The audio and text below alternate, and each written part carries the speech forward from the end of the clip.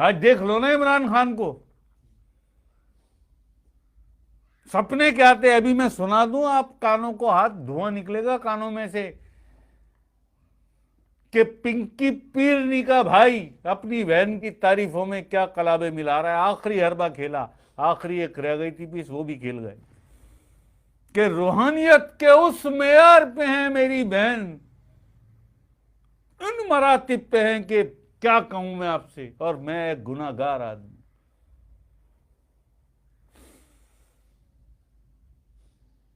मैं एक गुनाहगार आदमी। बहन को नजर नहीं आ रहा तो गुनाहगार है। बड़े आला मरातिब है ना रूहानियत में, ठीक कर भाई को। बहन को नजर नहीं आ रहा, क्या हाल है 22 करोड़ आवाम का, ठीक कर मियां को। प्लान क्या था? प्लान मैं आज बताऊं सही प्लान क्या था। प्लान ये था पिंकी पीरनी साहिबा का, कि सारी दुनिया में इस वजीर आजम इमरान खान की वजह से मेरा इतना नाम हो जाए कि सारी दुनिया के वजीर आजम और सारी दुनिया के सदर और सारी अफवाज के जो बड़े बड़े कमांडर हैं, बड़े बड़े चीफ और जनरल चीफ है, चीफ ऑफ स्टाफ है, सऊदी अरब के बादशाह, दुबई के सुल्तान मोहम्मद, ये सारे मेरी तरफ आए कि बीबी हमारा ये काम है, इसे तो पूरा करवा दें। मैं इतनी मेरी शोहरत हो जाए, इतना मेरा नाम हो जाए सारी दुनिया में, कि सारी दुनिया के बड़े बड़े वजीर आजम, बड़े बड़े सदर, पावे अमेरिका हो, पावे यूरोप हो, पावे गल्फ हो, सब मेरी तरफ आए, मुझसे बात करें, मुझसे रुजू करें, मेरा इतना नाम हो सारी दुनिया में। ये था असल प्लान, ये था असल प्लान। वहां देख तो रहा था ना बादशाह, समझ भी रहा था, उससे क्या छुपा हुआ है। उसने अनवर शाह को खड़का दिया। उसने क्या किया? अनवर शाह को खड़का दिया, कर दिया हवाले। अनवर शाह जरा नजर रखना। हाँ हाँ, नजर रखने का कहा था, नजर रखी थी। अगर कह देता कि छुट्टी कर दो, छुट्टी कर देते। अभी कहा था ना उस दिन के 2-4 दिन में जरा कंफर्म हो जाए। ये तो कह दिया है कि छुट्टी तो पक्की है अब।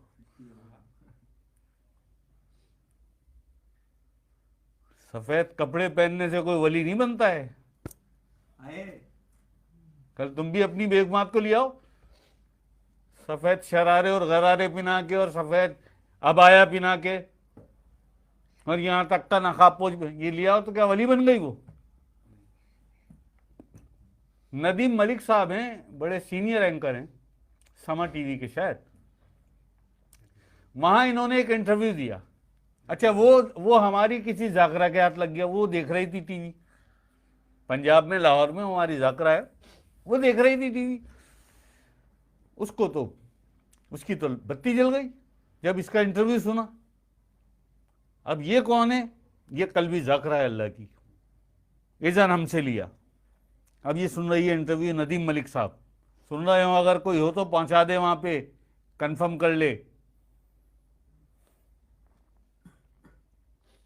तो मुख्तलिफ सवालों के जवाब में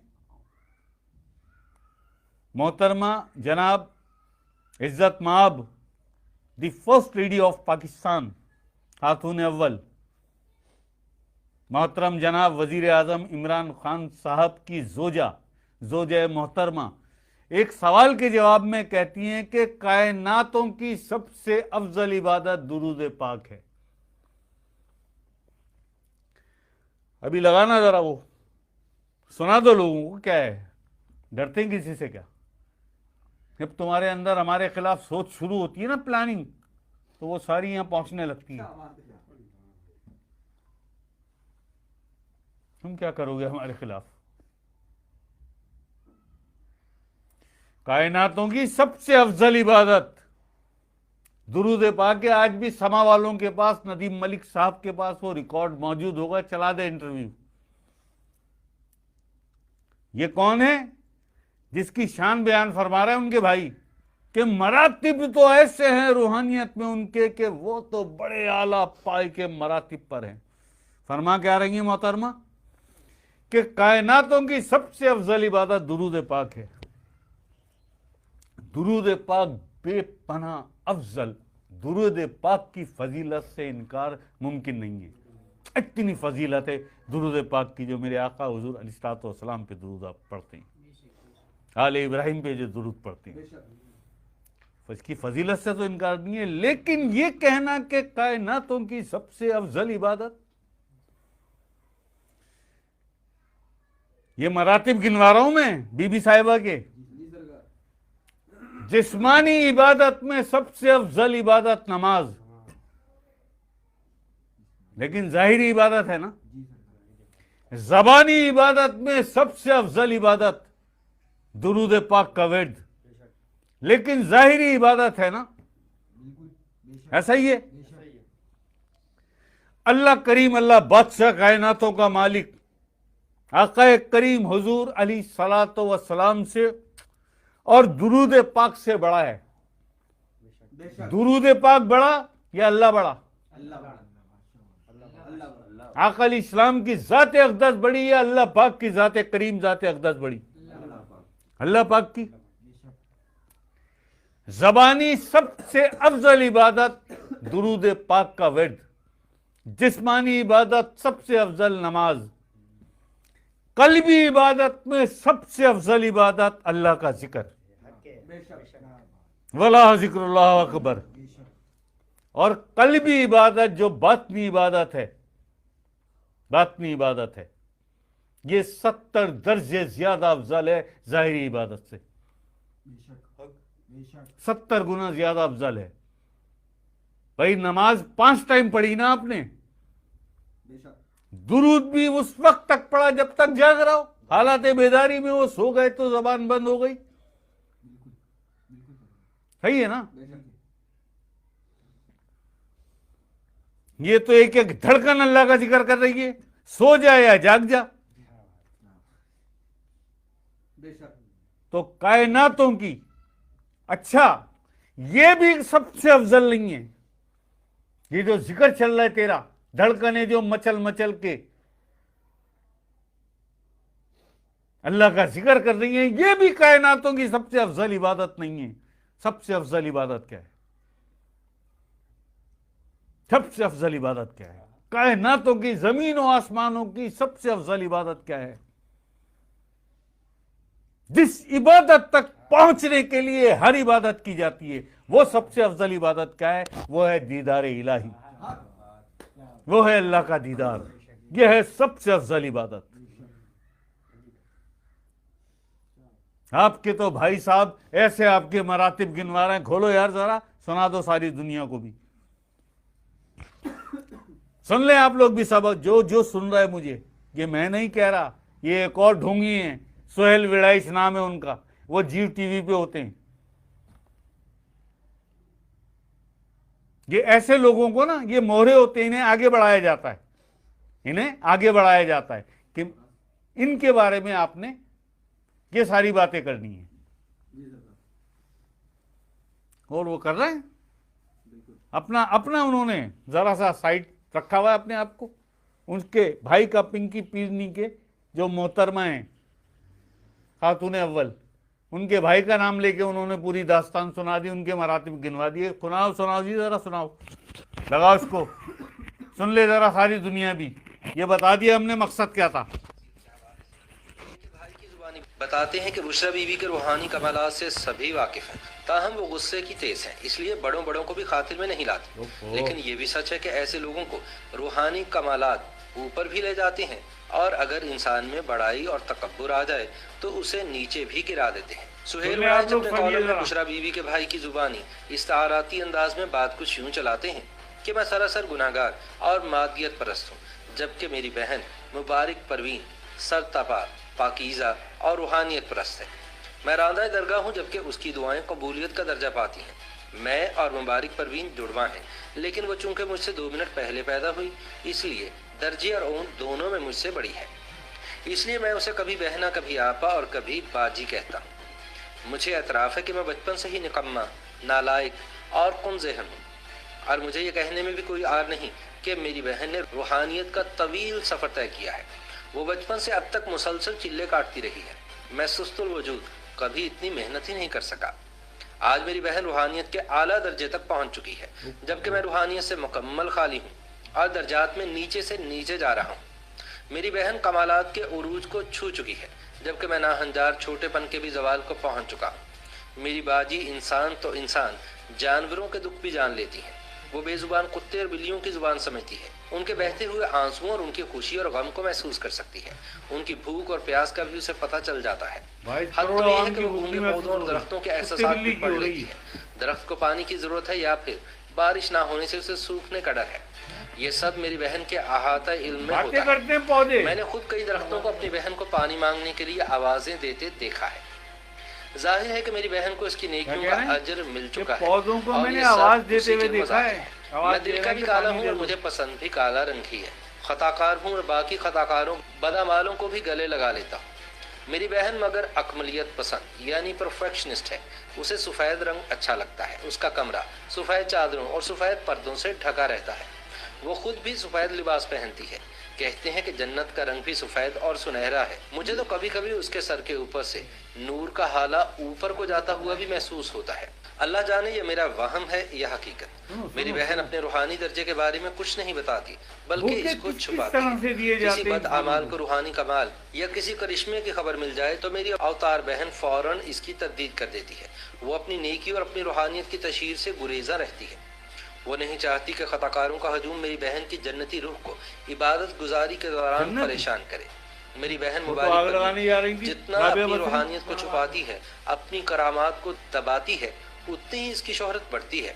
वो तब्दीद करती है, जबकि उसके मुरीदैन तस्दीक। यूँ मेरी बहन रूहानियत को खुफिया रखने के बावजूद मादी दुनिया के दर्जात भी हासिल करती जा रही है, जबकि मैं गुनाहगार मादी दुनिया के लिए जिद्दोजहद करने के बावजूद इस शोबे में भी मुसलसल नाकामियों का मुंह देख रहा हूँ। अब गौर करता हूँ तो याद आता है कि मुबारक परवीन बचपन से ही सियानी थी।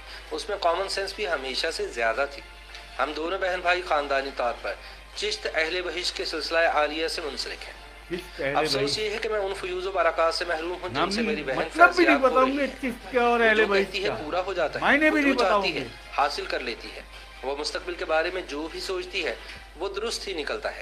एक तरफ वो देवता समान रूह है और दूसरी तरफ मैं बदआमाल शख्स। यही वजह है कि वो झूठ भी बोले तो लोग उसे सच समझते हैं और मैं 100% सच भी कहूँ तो लोग मुझे झूठा जानते हैं। वो यहाँ रहे या वहाँ रहे, महारानियों की तरह रहती है। मैं जहाँ भी जाऊँ मेरा हाल नौकरों और मुलाजमों वाला ही होता है। ऐसा शायद इसलिए भी है कि मैं इसी मादी दुनिया का कुल जबकि मुबारक परवीन रूहानी दुनिया का इस्तारा। मैं इंसानी खिदमत करता हूँ, लोगों से घुल मिलकर बातें करता हूँ, तो मुझे कहा जाता है कि ये सियासत करता है। मेरी बहन ज़ईफ़ों और कमज़ोरों के हक में बात करे तो उसे रूहानियत कहा जाता है। हर तरफ से वाह वाह होती है। बस मेरी किस्मत ख़राब और मेरी बहन की किस्मत बहुत ही अच्छी है। तारीखी तौर पर मेरी बहन स्कंदरिया की मिस्री मलिका क्लोपेत्रा से बहुत मुशाबहत रखती है। क्लोपेत्रा के पुरअसरार रूहानी कमालात आज भी तारीख का हिस्सा है। क्लोपेत्रा अपनी अक्ल और अपनी हिकमतकारी से सल्तनत उज़्मा रोमा के दो ताकतवर तरीन बादशाहों जूलियस सीजर और एंटनी को अपनी उंगलियों पर नचाती रही। मेरी बहन मुबारक परवीन इक़्तिदार की बिल्कुल मुतमन्नी नहीं है।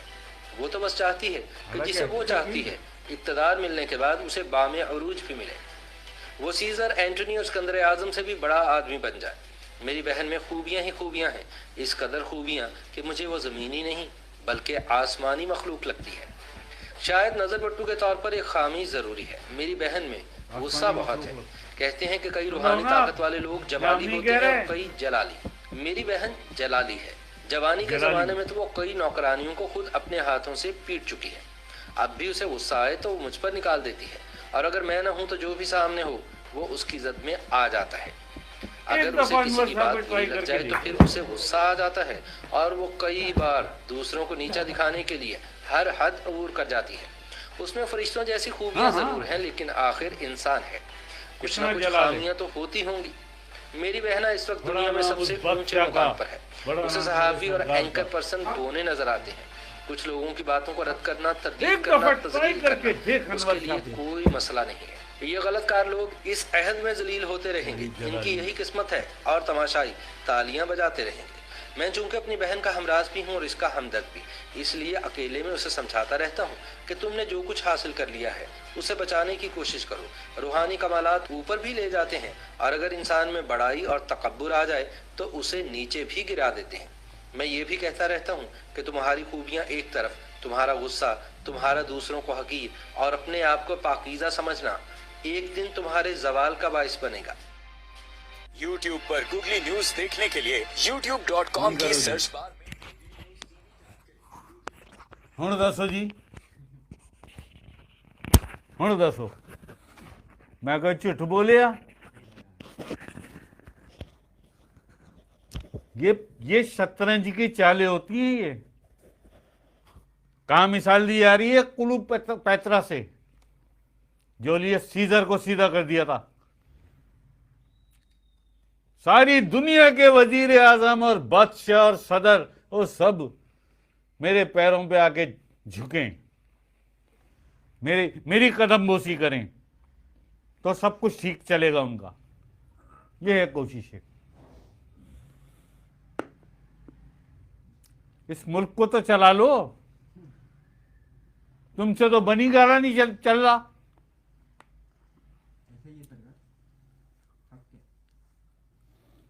पौधों को वो कह रहा है, मैंने पौधों को उनसे बात करते हुए सुना है कि पौधे आवाजें दे रहे हैं कि पानी दे दो हमें।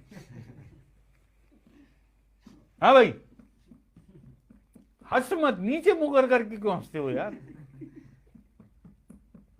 वो कुत्ते बिल्ली की जबान भी समझती है, 22 करोड़ की जबान नहीं समझ आई। ये रोज लोग फेसबुक पे खड़े होके बूढ़ी खवातीन, ज़ईफ खवातीन, परेशान हाल मुफलिस लोग, बेबस मजबूर गालियां दे रहे हैं। ये नहीं सुनाई दे रहा? कुत्ते बिल्लियों की जबान समझ लेती है। हाँ भाई, जरा दिखा दो TZI वेलफेयर के सारे रंग, लग पता जाए किस हाल में जी रहे हैं लोग, किस हाल में मासूम बच्चे जिंदगी गुजार रहे हैं। ऐसा ही है क्या? देखा तुम लोग साथ जाते हो ना, क्या देखा वहां तुमने?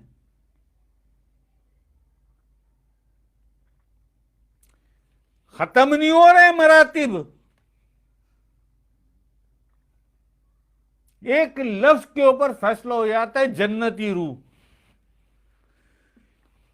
जन्नती रूह जो सिर्फ वली होता है ना, वली, उसके बाद जो आगे का एक और बड़ी पोस्ट है, कामिल वली की पोस्ट है, फिर कामिल वली के बाद कामिल जात वली की पोस्ट है, फिर कामिल जात के बाद तिफले नूरी वाले फकर के सुल्तानों की पोस्ट आती है। ऐसा ही है। जो वली होता है ना, सिर्फ वली, वो भी जन्नत को खातिर में नहीं लाता है। वो भी सीधे बात करता है, मुझे अल्लाह चाहिए, मुझे अल्लाह चाहिए, मैं जन्नत का क्या करूंगा। राबिया बसरी किस बात पे? एक हाथ में आग है, एक हाथ में पानी है, कि आज इस पानी से जहन्नुम को बुझा दूंगी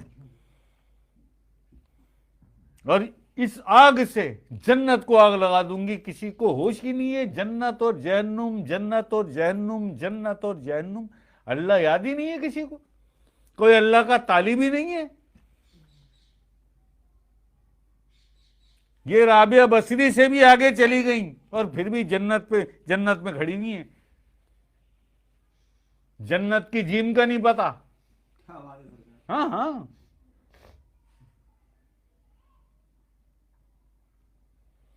अब भाई मैंने तो नहीं कहा ना, ये किसने कहा?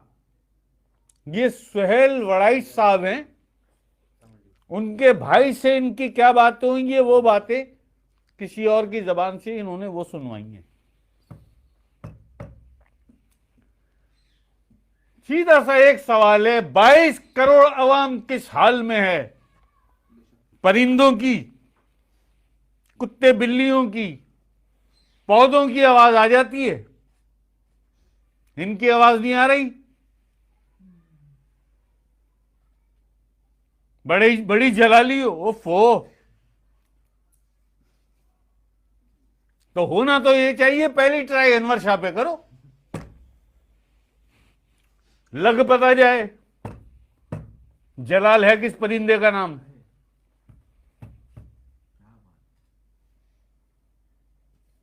छोड़ो यार, आज थोड़ी कह रहे हैं, 3 साल पहले कह चुके हैं,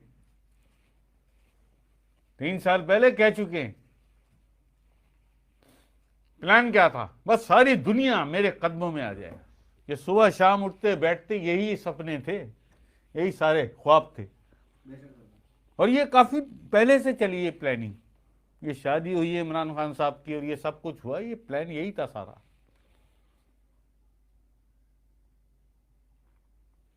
है जी? तो सबसे बड़ा प्लानर जो है वो अल्लाह बादशाह है। उसके प्लान के आगे किसी का प्लान नहीं चलता। उसके प्लान के आगे किसी का हमारे उस वक्त सैटेलाइट सारे ऑन हो गए थे। ये कैसी खबरें आ रही हैं, कैसे इशारे आ रहे हैं। 3 साल पहले जब ये खत भेजा था, इन्हीं बेगम साहिबा को भेजा था, ये करो, अगर न किया तो चला नहीं सकोगे हुकूमत। पढ़ लो, पढ़ा हुआ है।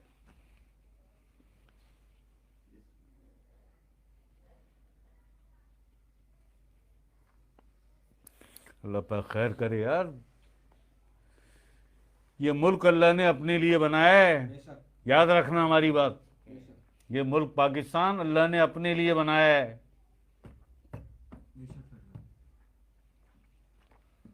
सुबह शाम ऐसे ही फंसते रहोगे, सुबह शाम ऐसे ही फंसते रहोगे, निकल नहीं सकोगे। अगर अल्लाह की मखलूक को तकलीफ दी